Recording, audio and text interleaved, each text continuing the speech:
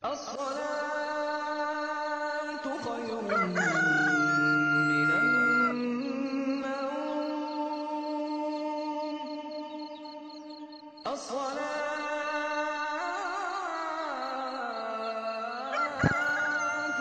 Assalamualaikum warahmatullahi wabarakatuh. Alhamdulillah wassalatu wassalamu ala Rasulillah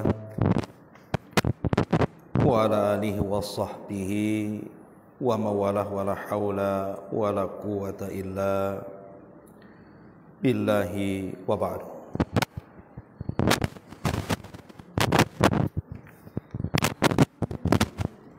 Alhamdulillah, segala puja dan puji hanya milik Allah subhanahu wa ta'ala. Salawat dan juga salam kita hadiahkan kepada Rasul kita Nabi besar Muhammad sallallahu alaihi wa ala alihi wasallam. Kita lanjutkan kajian kita sampai kepada bab pasal keempat tentang tata cara mandi besar atau mandi jinabah.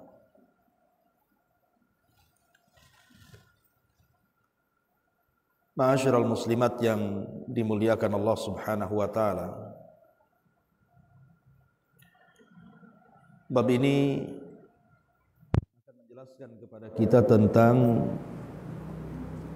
perhatian Islam terhadap kebersihan.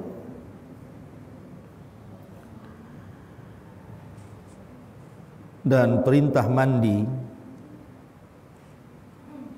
di dalam Islam terkandung di dalam Al-Quran dan juga sunnah Nabi sallallahu alaihi wa ala alihi wasallam. Di antaranya di sini surah Al-Maidah ayat 6. Allah Subhanahu wa taala berfirman, "Wa in kuntum junuban fattahharu." Dan jika kamu dalam kondisi junub, maka mandilah. Kemudian terulang dalam surah An-Nisa ayat 43, wala junuban illa abiri sabilin hatta tagtasil. Jangan pula seseorang menghampiri masjid sedangkan kamu dalam keadaan junub kecuali sekedar berlalu saja sehingga dia mandi. Dan Nabi SAW mengatakan, idza tajawazal khitanu al-khitana faqad wajabal ghusl. Jika kemaluan bersentuh dengan kemaluan yang lainnya, maka mandi telah wajib atasnya. Artinya kalau seandainya seorang suami ataupun istri melakukan hubungan walaupun tidak mengeluarkan sperma, tapi kalau sudah bersentuhan antara kemaluan laki-laki dan wanita, maka sudah wajib mandi. Ini dalil yang disebutkan oleh pengarang, di mana Islam mewajibkan mandi besar kepada setiap orang yang terkena junub. Tentu hal-hal yang mewajibkan mandi bukan hanya sekedar junub saja, tapi juga banyak. Jadi hal-hal yang mewajibkan mandi itu bukan hanya sekedar junub saja. Tentu yang pertama karena jinabah. Maksudnya karena melakukan persetubuhan antara suami istri. Ini sudah jelas karena ayatnya surah Al-Maidah ayat 6 tadi menunjukkan tentang wajibnya mandi. Kemudian yang kedua, berhentinya darah haid. Berhentinya darah haid.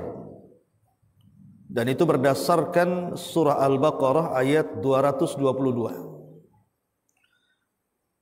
Wa yas'alunaka 'anil mahid qul huwa adzan fa'tazilun nisaa fil mahid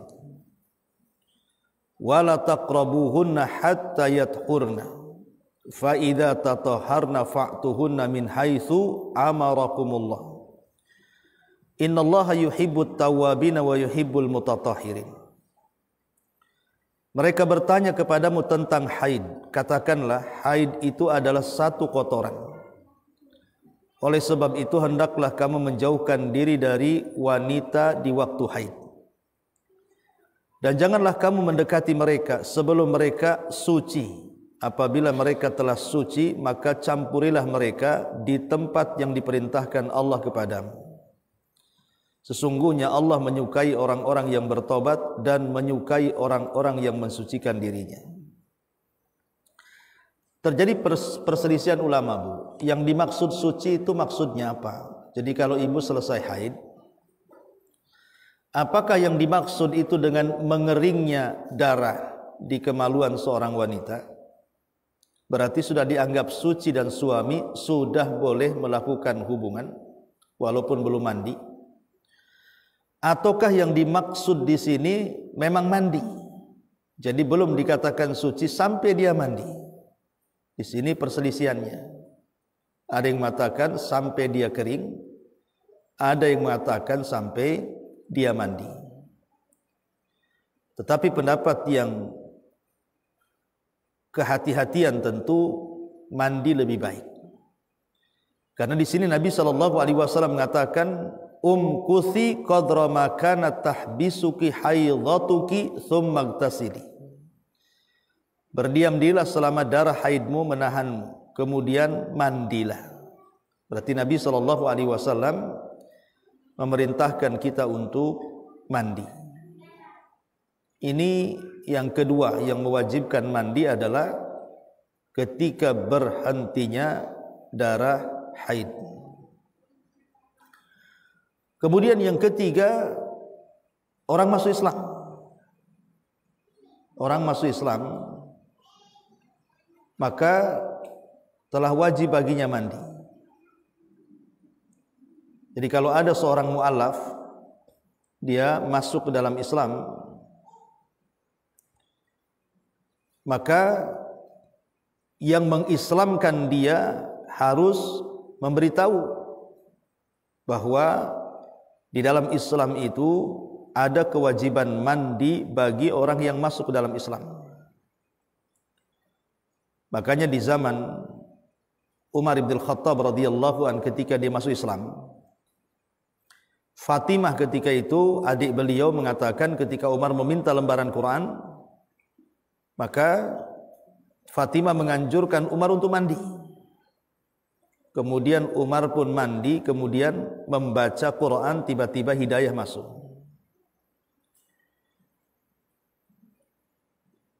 Ini yang ketiga. Adapun dalilnya di sini dijelaskan adalah memerintahkan Sumamah Al-Hanafi untuk mandi ketika dia masuk Islam. Jadi kisahnya begini, Bu. Sumamah ibn Asal Al-Hanafi ini dia hendak umrah, tetapi ketika itu kan agamanya masih di atas kesyirikan.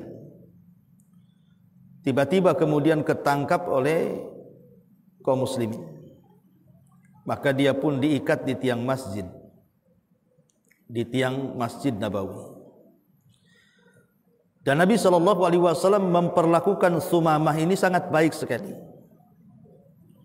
Dan Sumamah juga selama terikat dalam tiang itu, dia melihat bagaimana akhlak para sahabat yang luar biasa. Setiap Nabi SAW mendatangi Sumamah, maka Rasul selalu menawarkan keislaman, tapi dia tak mau juga. Akhirnya setelah 3 hari, maka Sumamah pun dilepas oleh Nabi SAW. Entah kenapa, ketika dia hendak berangkat umrah, tiba-tiba dia balik lagi menemui Nabi SAW dan ingin masuk Islam. Lah ketika itulah Nabi SAW merintahkan Sumamah untuk mandi. Kemudian setelah mandi disuruh mengucap 2 kalimat syahadat.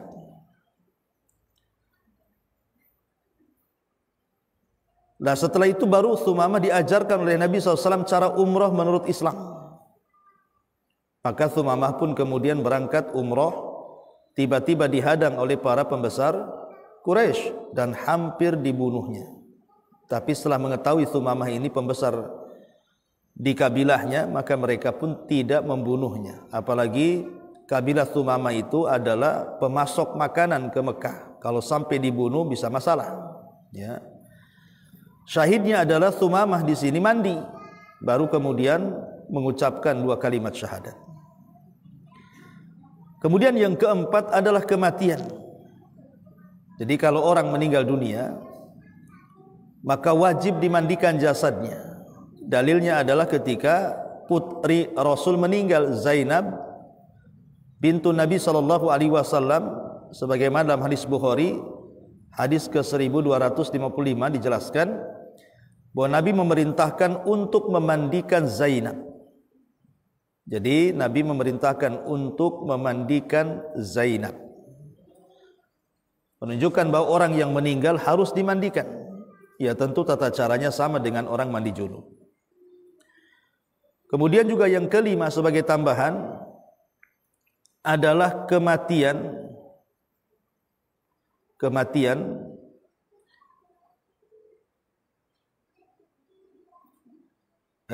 al-ihtilam. Ihtilam itu artinya mimpi. Seseorang mimpi basah gitu ya. Mimpi melakukan hubungan di dalam mimpinya, kemudian ketika terbangun rupanya mengeluarkan sperma. Maka orang yang mimpi basah ini wajib mandi. Wajib mandi. Lah dalam mimpi itu ibrahnya itu bukan masalah mimpinya, tetapi inti daripada mimpi itu adalah keluar spermanya. Jadi umpamanya seseorang bermimpi, dalam mimpinya dia melakukan hubungan suami istri. Kemudian ketika terbangun nampaklah ada sperma, maka wajib mandi. Kedua, seseorang bermimpi melakukan hubungan suami istri, ketika terbangun kok tidak ada sperma, tidak wajib mandi. Walaupun di dalam mimpinya dia melakukan hubungan. Tapi karena ibrah itu adalah keluar sperma, kalau setelah mimpi kok tidak nampak ada sperma yang keluar, berarti tidak wajib mandi. Kemudian yang ketiga, di dalam mimpi itu tidak ada hubungan antar suami istri itu. Tiba-tiba ketika terbangun kok keluar sperma, wajib mandi. Jadi ibrahnya itu adalah di keluar sperma, keluar air mani. Kalau sampai keluar, maka wajib mandi. Ya, wajib mandi. Termasuk juga mengeluarkan sperma dikarenakan perkara yang lain. Dia tidak mimpi, dia tidak melakukan hubungan suami istri, mungkin dengan cara dikeluarkan dengan cara lain sampai keluar, maka itu pun wajib mandi. Karena mengeluarkan sperma itu sudah diwajibkan mandi.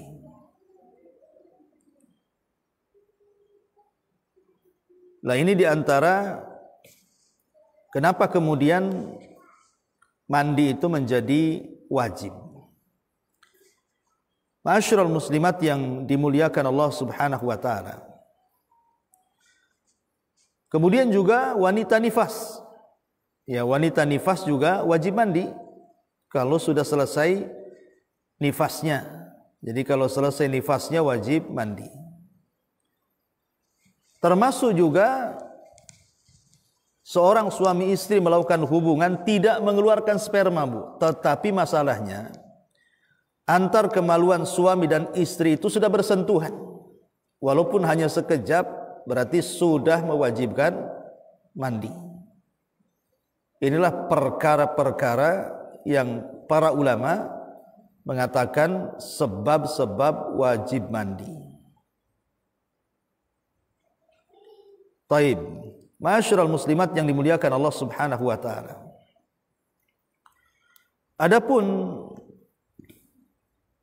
hal-hal yang mewajibkan mandi yang diperselisihkan tentunya ya. Ada yang mengatakan wajib, ada yang mengatakan tidak. Seperti seseorang mandi Jumat. Mandi Jumat ini memang ada yang mengatakan wajib, ada yang mengatakan tidak. Diperselisihkan para ulama ya, masalah mandi Jumat ini. Kemudian juga yang kedua, mandi ketika hari Id. Ketika hari Id, dari terbit fajar sampai terbenam matahari, itu sangat dianjurkan dan disunahkan seseorang itu mandi di hari Id untuk melaksanakan sholat.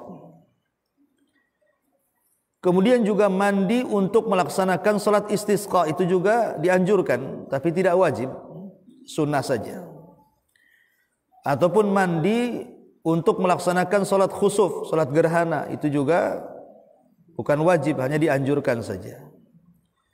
Kemudian mandi untuk ihram ketika haji atau umrah, itu juga dianjurkan, tidak wajib hukumnya. Termasuk juga orang yang mandi selesai memandikan mayat. Orang yang mandi selesai memandikan mayat itu sunnah hukumnya dan tidak wajib. Kemudian juga mandi ketika masuk kota Madinah, sebelum masuk ya. Kemudian juga mandi ketika hendak sa'i, itu juga sunnah. Atau mandi ketika hendak tawaf, mandi ketika hendak lempar jumrah, mandi ketika hendak mabit di Muzdalifah, mandi ketika wukuf di Arafah. Ini bagi orang-orang yang haji ya. Ataupun mandi karena sadar dari kegilaan, dia gila lama kemudian sembuh, ya, itu juga sunnah hukumnya. Seseorang melaksanakan mandi.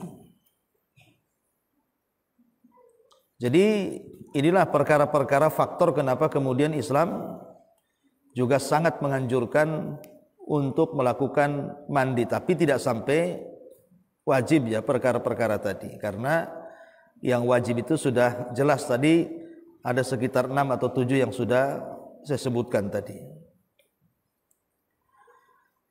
Taib, sekarang hal-hal yang difardukan, disunahkan dan juga dimakruhkan saat mandi, apa saja?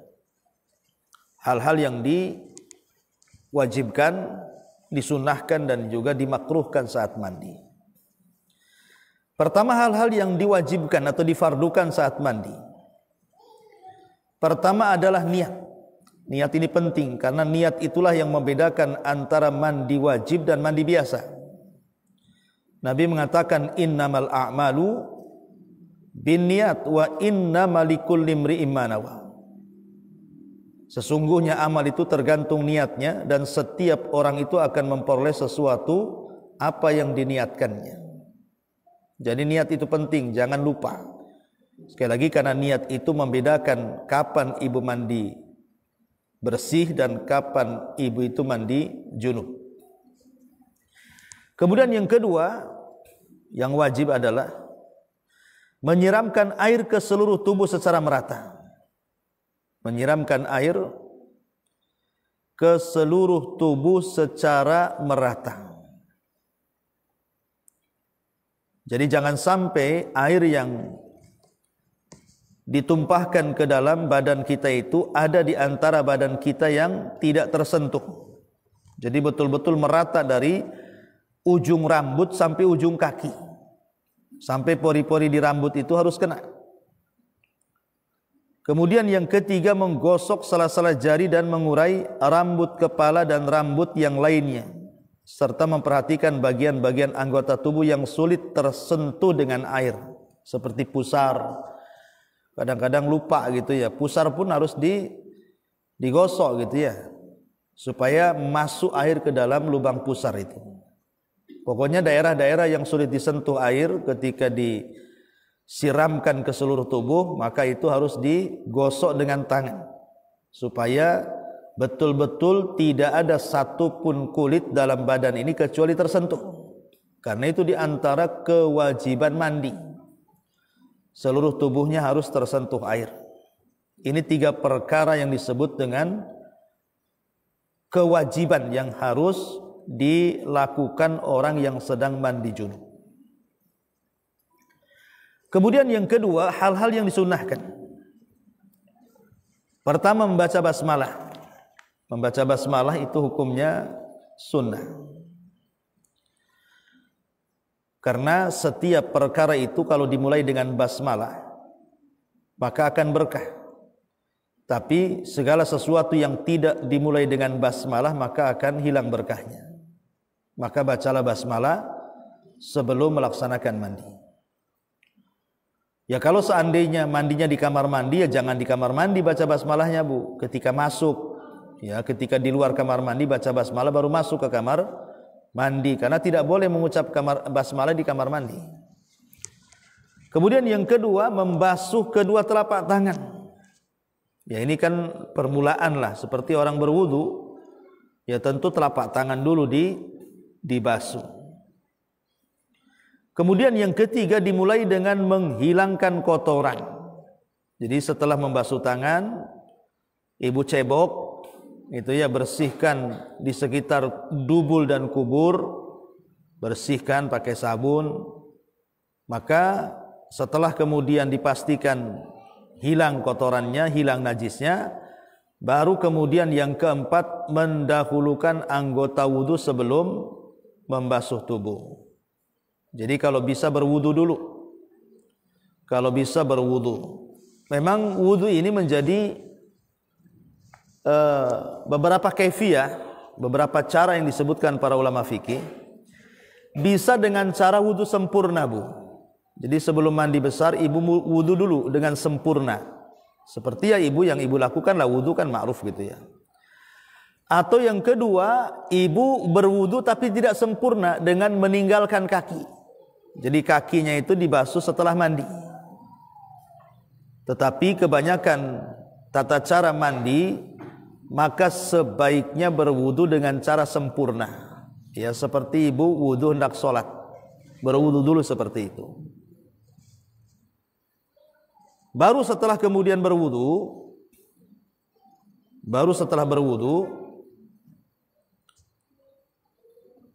di sini disebutkan berkumur-kumur, kemudian menghirup air serta membasuh lubang kedua telinga dan bagian-bagian dalam yang lainnya. Jadi setelah berwudu mungkin areal-areal yang tidak bisa dijangkau dengan air kecuali dengan tangan gitu ya, atau berkumur-kumur, maka lakukan. Baru setelah itu ibu siram kepala. Jadi siram kepala. Jadi sebelum membasuh badan, ibu menyiram dulu kepalanya pakai sampo, ya dibersihkan dulu rambutnya. Kemudian setelah membersihkan kepala dengan menyela-nyela tentunya supaya pori-porinya juga terkena, barulah kemudian ibu memulai dengan yang sebelah kanan, badan sebelah kanan. Jadi bahu sebelah kanan ibu basuh, setelah kemudian sebelah kanan baru beralih ke sebelah kiri. Beralih ke sebelah kiri, baru kemudian setelah itu mandi secara keseluruhan. Karena yang sunnah-sunnah ibu sudah lakukan. Lah ini yang disebut dengan mandi sempurna, Bu. Jadi mandi sempurna ini seperti ini namanya. Tetapi ada sifat mandi itu yang tidak sempurna, tetapi sah. Namanya mandi yang penting sah. Dengan cara apa? Dengan cara membanjur seluruh badan, yang penting kena semua. Dari atas kepala sampai kaki ibu jegar-jegur bahasanya ya.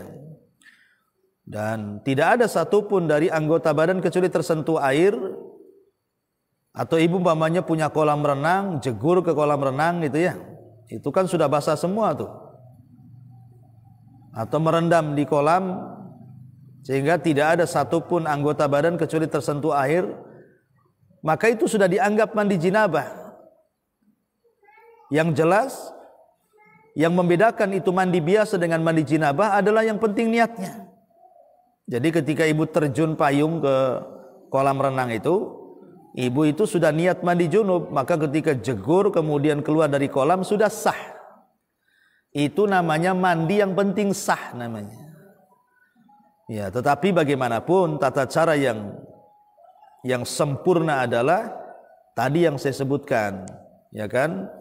Ya, pertama membaca basmalah, yang kedua membasuh telapak tangan, yang ketiga membersihkan kemaluan, dubur dan kubul, kemudian berkumur-kumur, kemudian membersihkan kotoran di sela-sela yang susah tersentuh air, baru kemudian membasuh kepala, kemudian setelah kepala bersih, baru kemudian sebelah kanan badan, kemudian sebelah kiri badan, baru kemudian mandi secara keseluruhan, kemudian terakhir mencuci kaki. Itu namanya mandi sempurna.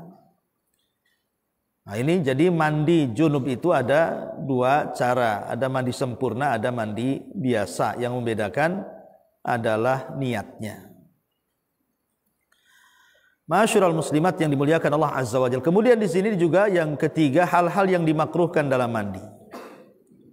Apa saja hal-hal yang dimakruhkan? Ada 5. Pertama, berlebih-lebihan dalam menggunakan air. Jadi secukupnya saja kalau mandi. Jangan berlebih-lebihan. Yang kedua, mandi di tempat yang najis karena dikhawatirkan akan terkena najis. Kemudian yang ketiga, mandi dengan air lebihan dari yang dipakai bersuci oleh istri. Karena Rasul melarang bersuci dengan air lebihan dari air yang dipakai bersuci oleh istri sebagaimana telah dijelaskan sebelumnya. Tapi pendapat yang kuat tidak. Boleh, ya. Pendapat yang kuat boleh kita menggunakan bekas sisa orang lain mandi. Karena Rasul pun pernah mandi satu bejana dengan Aisyah. Kemudian yang keempat, mandi tanpa penutup berupa dinding atau benda lainnya berdasarkan sebuah hadis yang dikatakan oleh Maimunah, wada'tu lin-nabi ma'an wa satartuhu faghtasal. Aku meletakkan air untuk Nabi dan aku menutupi beliau lalu beliau mandi. Karena bagaimanapun Allah itu zat yang maha sitir, yang maha malu dan sitir. Innallaha hayyun sitir yuhibbul haya fa idza ightasala ahadukum falyastatir. Sungguhnya Allah itu maha pemalu lagi maha tertutup, yang mencintai orang yang pemalu. Karena itu jika salah seorang di antara kalian mandi, hendaklah dia menutup, jangan sampai nampak oleh orang lain. Dan yang terakhir, mandi di air yang tenggenang. Rasul mengatakan la yaghtasilanna ahadukum fil ma'i daim wa huwa junubun. Hendaklah salah seorang di antara kalian tidak mandi di air yang tenggenang sedangkan dia dalam kondisi junub. Jadi hendaklah diciduk, Bu. Pamannya ibu di kamar mandi. Itu kan tenggenang kan, Bu, di kamar mandi pamannya ada bak-bakannya ya kan? Ibu jangan masuk ke bak-bakan, enggak muat juga kan itu. Jadi cukup diciduk saja. Ya karena makruh hukumnya. Orang yang sedang junub nyemplung ke bak-bakan, lain kalau kolam renang itu kan banyak gitu ya airnya. Kalau di bak-bakan di kamar mandi kan tak banyak airnya. Makanya hukumnya makruh. Nah inilah 3 perkara yang harus diperhatikan saat mandi. Yang wajib apa, yang sunnah apa, dan yang makruh itu apa. Ma'asyiral muslimat yang dimuliakan Allah Subhanahu wa taala. Di sini yang ketiga di sini tentang tata cara mandi. Pengarang mengatakan, hendaklah seseorang yang mandi membaca basmalah seraya meniatkan mandinya untuk menghilangkan hadas besar. Ini yang pertama, baca basmalah kemudian niat menghilangkan hadas besar. Lalu membasuh kedua telapak tangan sebanyak 3 kali. Lalu beristijmar membersihkan kotoran dan membasuh kemaluannya dan duburnya dan bagian anggota tubuh di sekitar keduanya dari kotoran. Lalu berwudu seraya berniat menghilangkan hadas kecil tanpa membasuh kedua kaki. Tapi boleh juga membasuh kedua kaki dengan sempurna. Karena ia dibolehkan membasuh keduanya bersama wudunya atau menangguhkan membasuh keduanya hingga akhir mandinya. Artinya bisa wudu sempurna, bisa tidak sempurna. Sudah dijelaskan tadi. Lalu membenamkan kedua telapak tangannya ke dalam air lalu mengurai pangkal rambut kepalanya dengan kedua telapak tangannya, lalu membasuh kepalanya dan kedua telinganya sebanyak 3 kali dengan 3 kali cidukan. Lalu menyiramkan air ke bagian tubuhnya yang sebelah kanan dari atas ke bawah, lalu menyiram ke bagian tubuhnya sebelah kiri dari atas ke bawah. Pada saat menyiramkan air ke tubuh, maka yang perlu diperhatikan adalah bagian tubuh yang tersembunyi yang sulit tersiram air, seperti pusar, bagian tubuh yang ada lekukan di bawah kedua ketiak, bagian tubuh yang ada di bawah kedua lutut dan lain-lain. Itu diperhatikan, harus kena air. Ya. Hal ini berdasarkan keterangan Aisyah, apabila Nabi SAW hendak mandi jinabah, beliau memulai dengan membasuh kedua tangannya sebelum memasukkan keduanya ke dalam tempat air, kemudian membasuh kemaluannya dan berwudu seperti wudu untuk menunaikan sholat, kemudian membasahi rambutnya dan menyiram kepalanya sebanyak 3 kali, selanjutnya menyiram air ke seluruh tubuhnya. Itulah tata cara mandi junub yang benar, sesuai dengan sunnah Nabi sallallahu alaihi wasallam. Kemudian di sini pembahasan terakhir, hal-hal yang dilarang saat jinabah. Apa saja hal-hal yang tidak boleh ketika ibu itu sedang junub?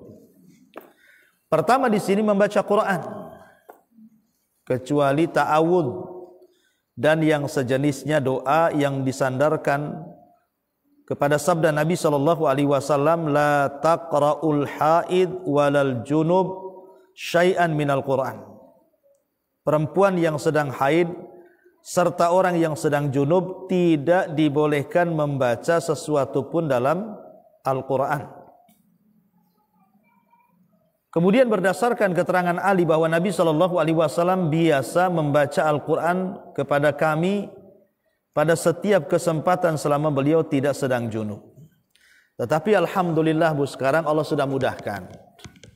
Ya kan? Allah sudah mudahkan dengan adanya mushaf.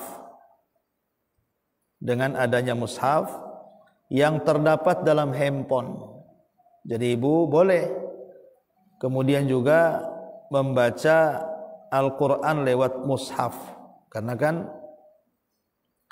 ada yang mengatakan bahwa mushaf itu berbeda dengan handphone.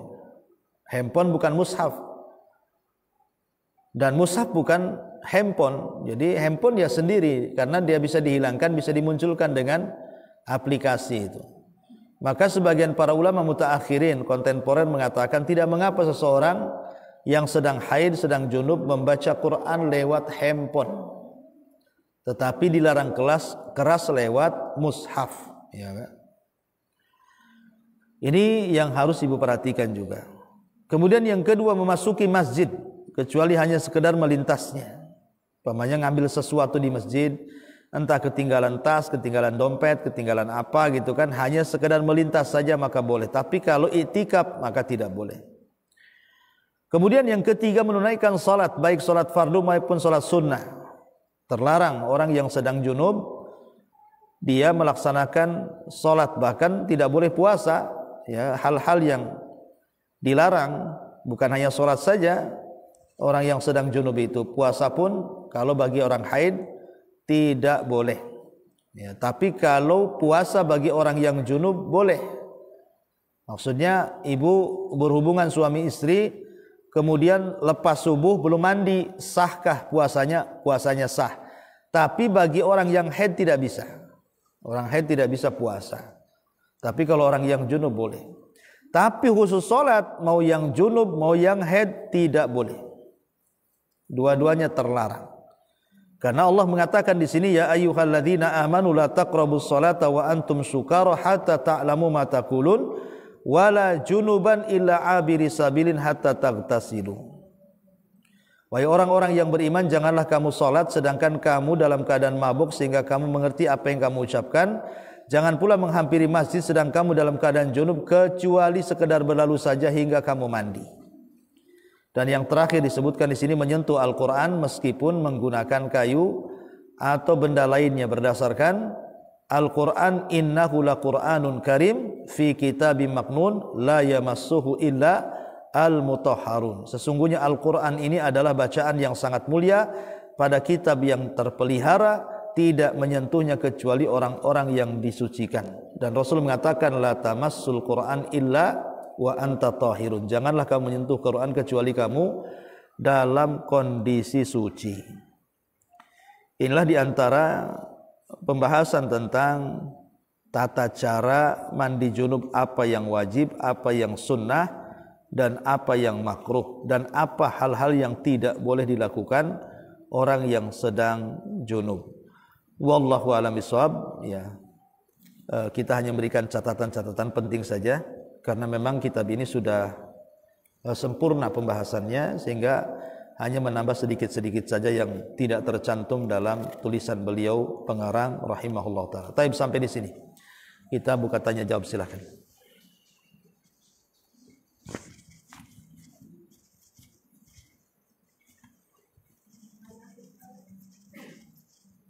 Ya.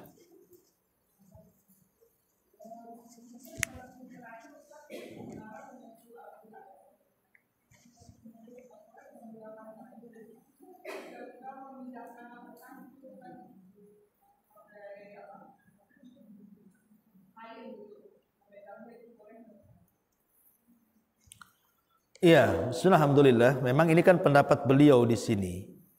Pendapat pengarang Syekh Abu Bakar Jabil Al-Jazairi rahimahullahu taala.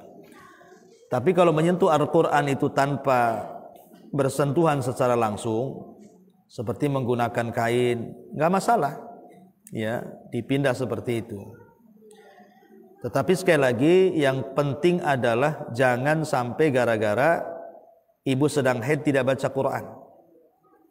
Ibu bisa baca dengan hafalan ibu. Ya. Ibu bisa membaca dengan hafalan.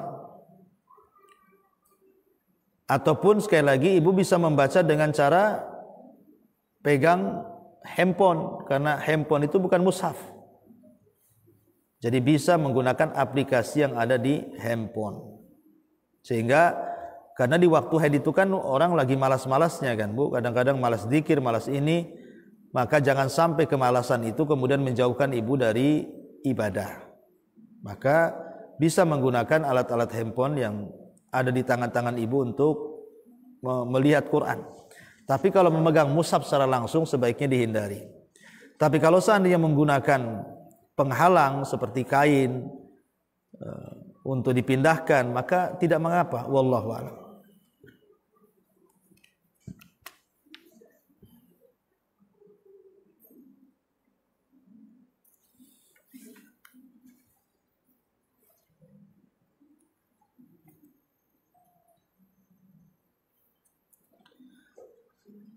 Taib, kalau tidak ada yang bertanya, sampai di sini subhanakallahumma bihamdika asyhadu an la ilaha illa anta astaghfiruka wa atubu ilaik.